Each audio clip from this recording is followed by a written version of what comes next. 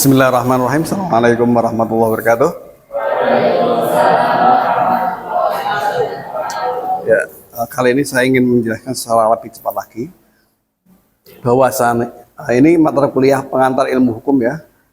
Dan kita akan membahas materi yang penting. Ini pentingnya ini berkaitan dengan hukum yang real, hukum yang menjadi patokan masyarakat dan menjadi ketentuan umum yang bisa dijadikan pedoman, yakni putusan hakim atau jurisprudensi. Ya, kalau saya melihatnya, hakim ini seperti halnya seorang ulama.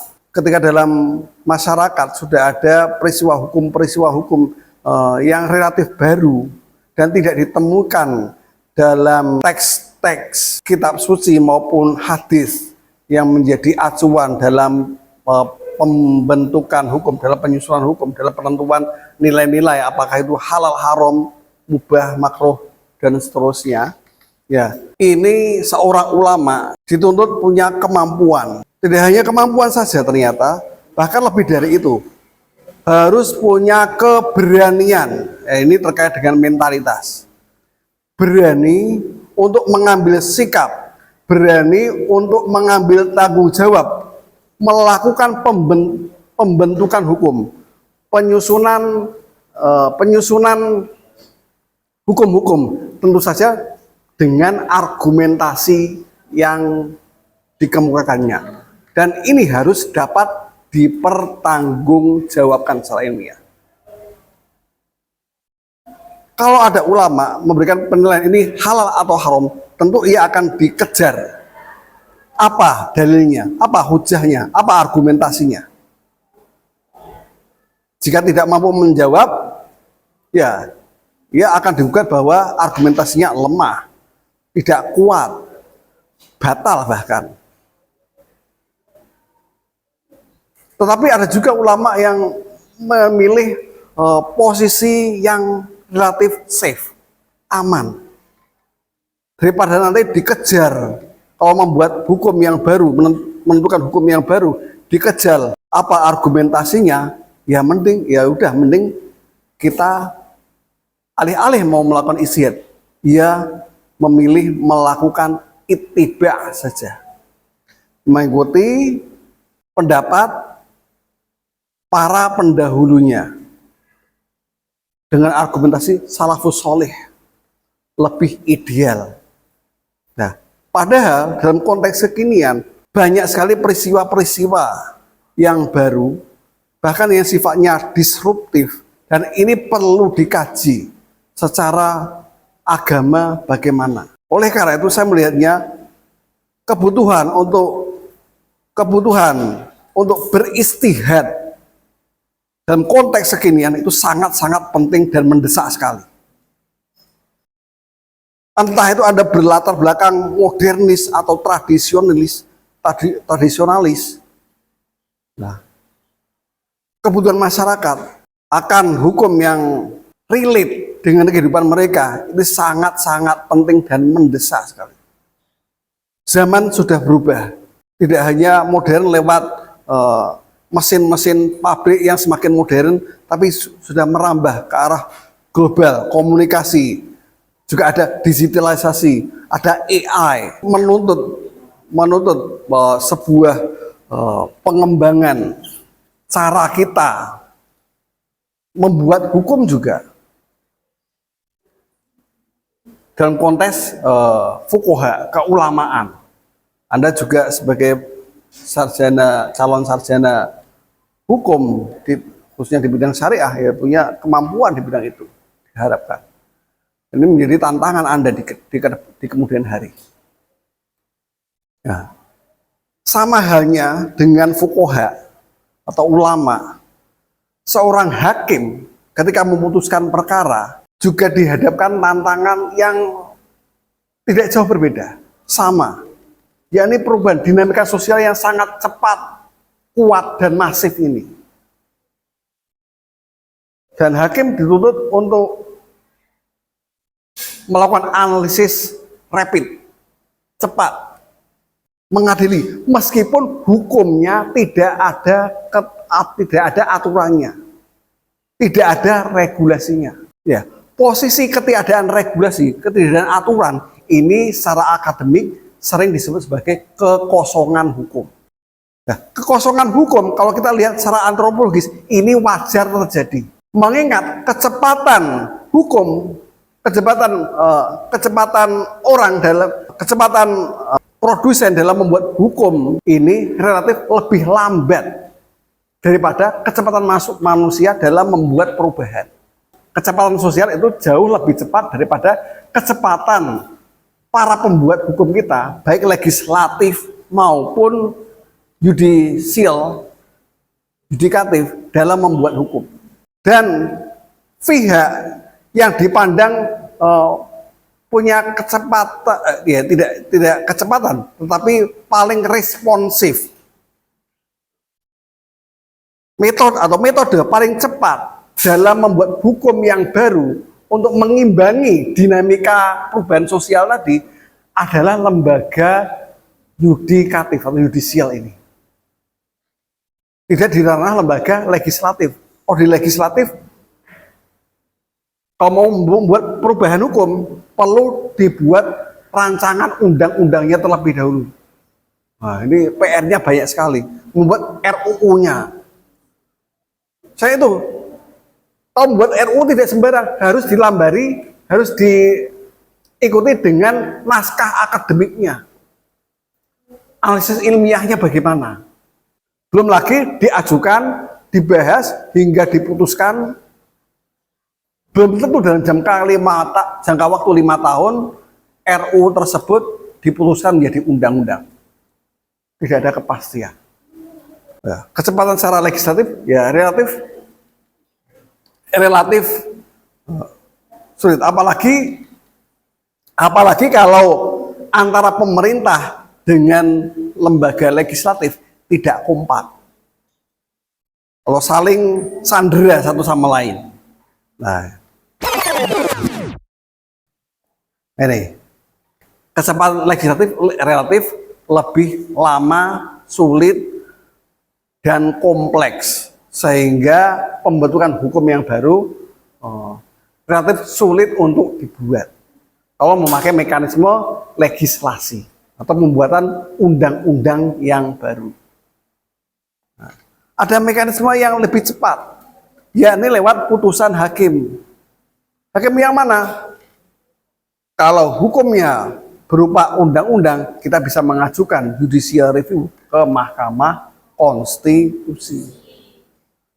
Atau PP-nya barangkali, peraturan pemerintahnya bisa diajukan judicial review ke Mahkamah Agung. Nah, dan rangka kerja-kerja membuat jurisprudensi ini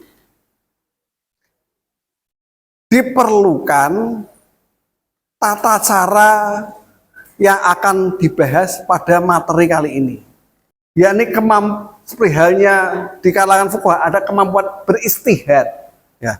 Di kalangan hakim juga diberikan kewajiban, bahkan tidak hanya kewajiban, tapi juga tanggung jawab untuk membuat hukum yang baru. Tidak hanya hakim sebagai corong dari undang-undang saja. Kalau itu hakimnya itibak saja pada bunyi undang-undang. Tetapi di sini hakim menjadi mustahid. Hukum menjadi penemu hukum. Hakim melakukan rechfinding. Nah, istilah akademiknya dikenal dengan istilah rechfinding. RECHT, finding pakai V. Rechfinding. Atau diterjemahkan sebagai penemuan hukum. Ingat ya, di sini menemukan hukum, bukan ngarang hukum. Kalau ngarang hukum, tinggal nilai saja tanpa argumentasi apapun.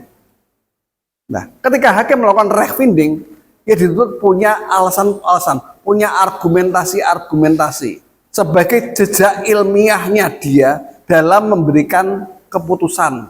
Oleh karena itu, rechfinding, penemuan hukum yang dilakukan oleh hakim ini harus mampu dipertanggungjawabkan. Tidak hanya secara administrasi kehakiman di peradilan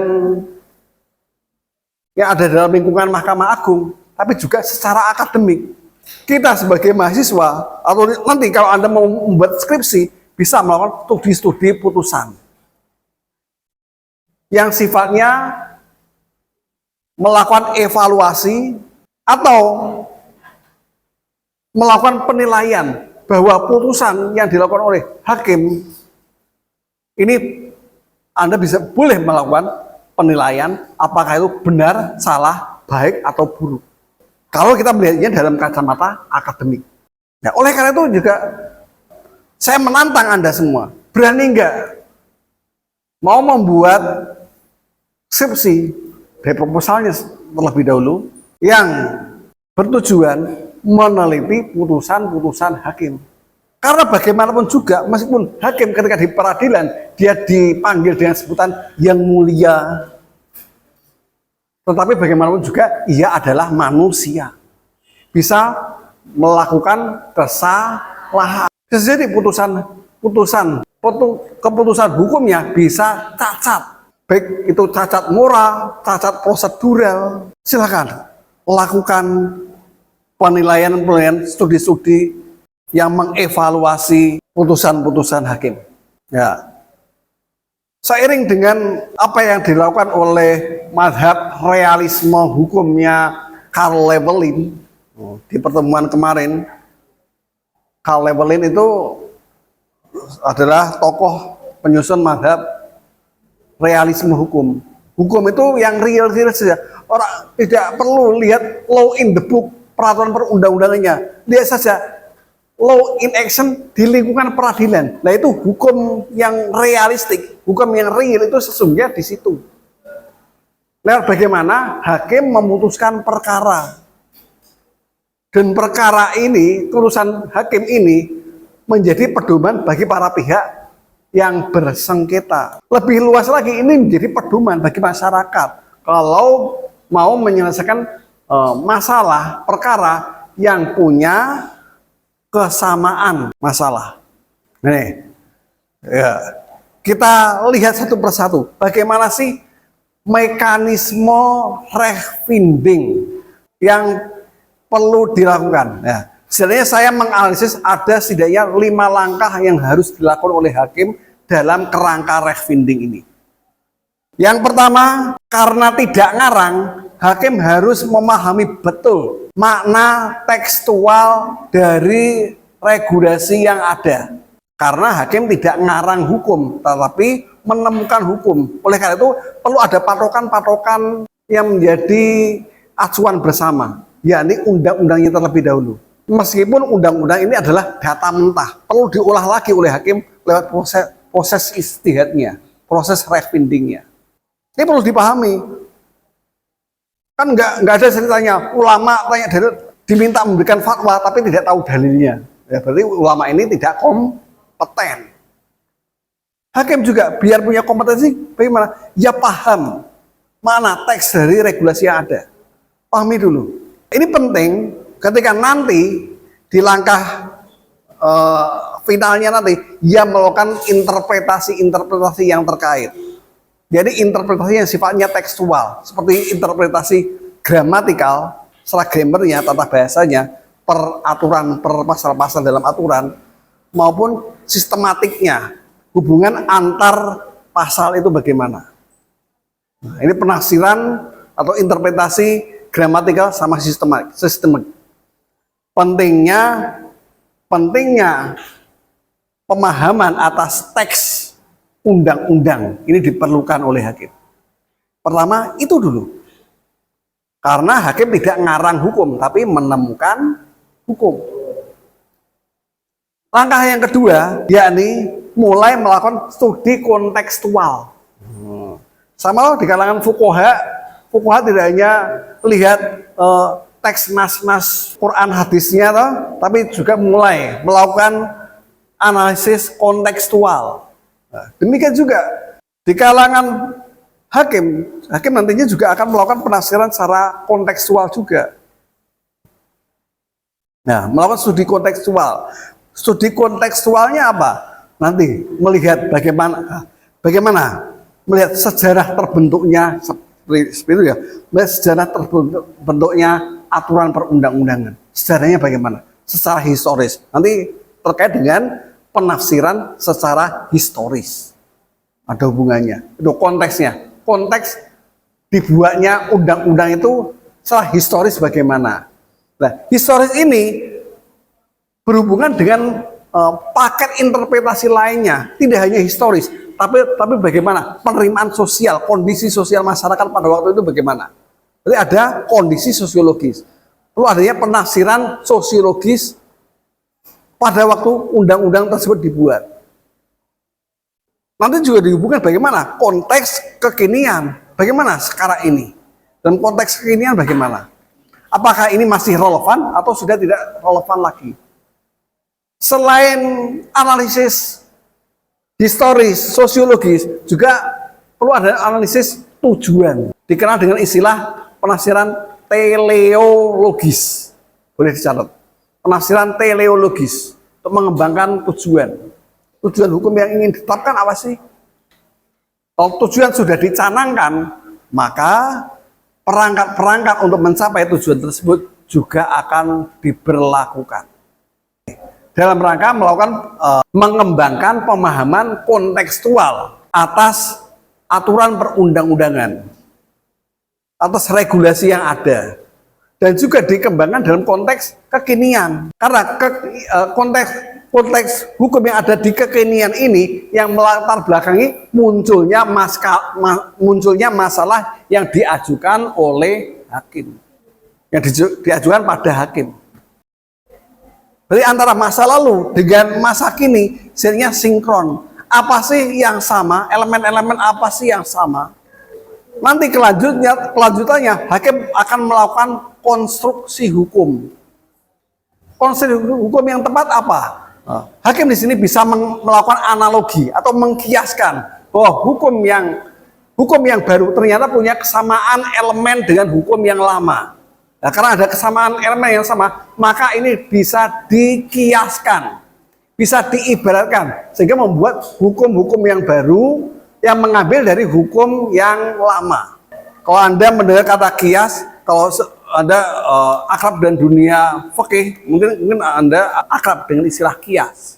Kenapa dikiaskan? Karena ada ilat yang sama, ada alasan hukum yang sama. Ya, demikian juga hakim konstruksi hukum berupa tadi apa? Kias alias analogi. Yang sifatnya memperluas hukum, buat hukum-hukum yang baru berdasarkan hukum yang lama, kalau tidak ngarang hukum. Kalau juga melakukan konstruksi yang kebalikannya, yang sifatnya menghaluskan hukum. Penghalusan hukum ini seperti apa? Tidak memberlakukan hukum yang diundangkan terhadap satu kasus.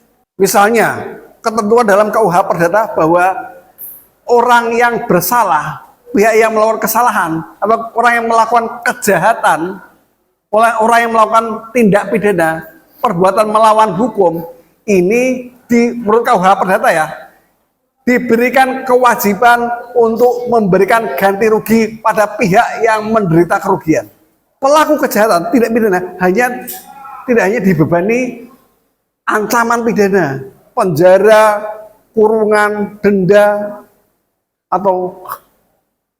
tapi juga apa?